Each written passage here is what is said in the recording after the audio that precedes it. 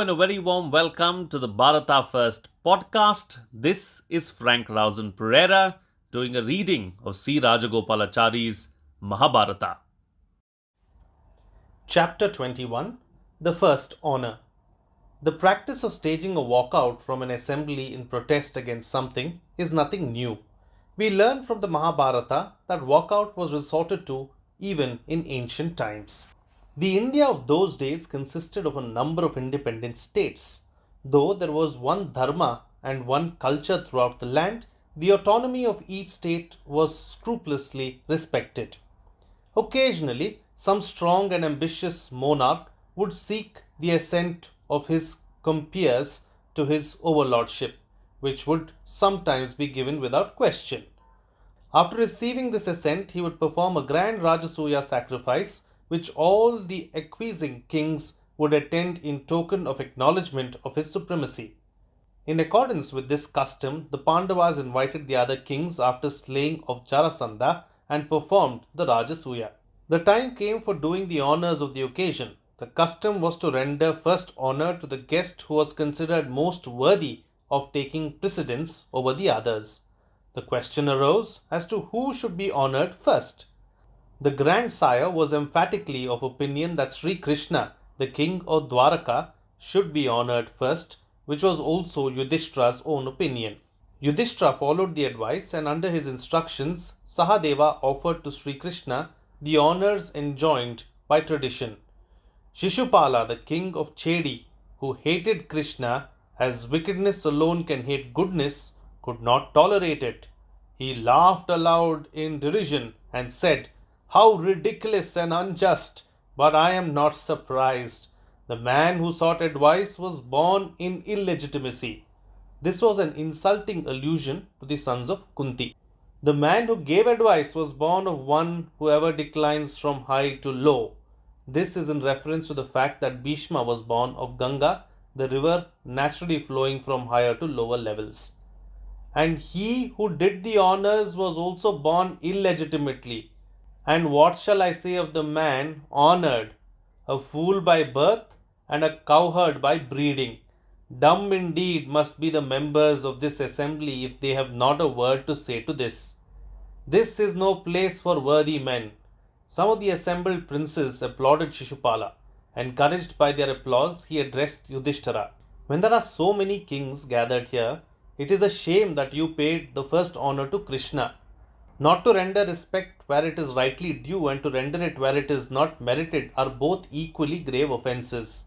It is a pity that for all your imperial pretensions you are ignorant of this.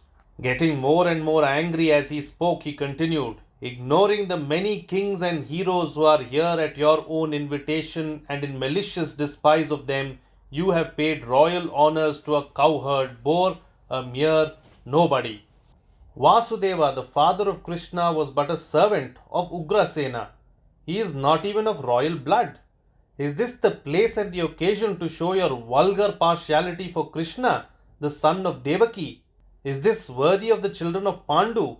O sons of Pandu, you are raw, untaught youths, altogether ignorant of the way to conduct a royal assembly. This dotard Bhishma guided you foolishly and thus made fools of you. Krishna, why? Krishna is no ruler at all. O Yudhishthira, why did you dare to do this wretch first honour in this illustrious assemblage of kings? He has not even the merit of age, and if you admire grey hair, is not his father alive? You could not have honoured him as your preceptor surely, for your preceptor is Drona, who is here in this assembly. Is it as an expert in performing sacrifices that you have honoured him? It cannot be, for Vyasa the great master is present. It would have been better even if you had paid the first honour to Bhishma, for dotard as he is, he has still the merit of being the oldest man of your house. Your family teacher Kripacharya is also present in this assembly. How could you then pay the first honour to the cowherd? Ashwatthama, the hero who is expert in all Shastras, is here. How did you choose Krishna, forgetting him? Among the princes assembled here, there is Duryodhana, and there is also Karna, the disciple of Parshurama.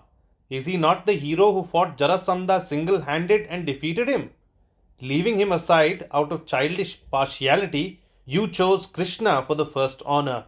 Krishna, who is neither royal, nor heroic, nor learned, nor holy, nor even hoary, who is nothing but a low cowherd.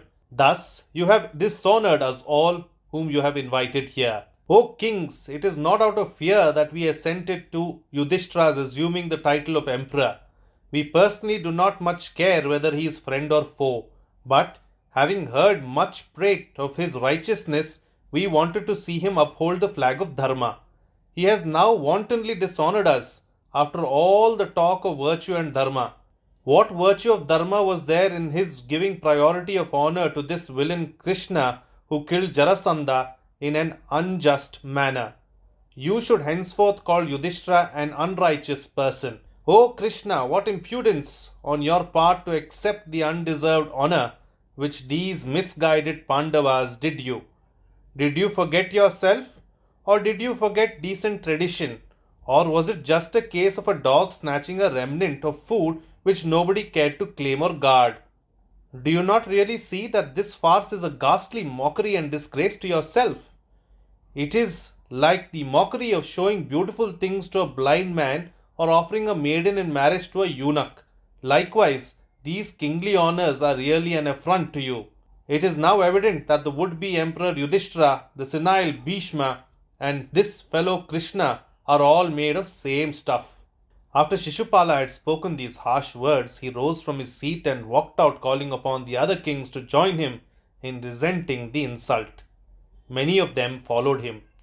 Yudhishthira ran after them and tried to appease them with sweet words of peace, but in vain, for they were too angry to be appeased. Shishupala's aggressive vanity waxed to fighting pitch, and there ensued a terrible fight between Krishna and Shishupala, in which the latter was slain.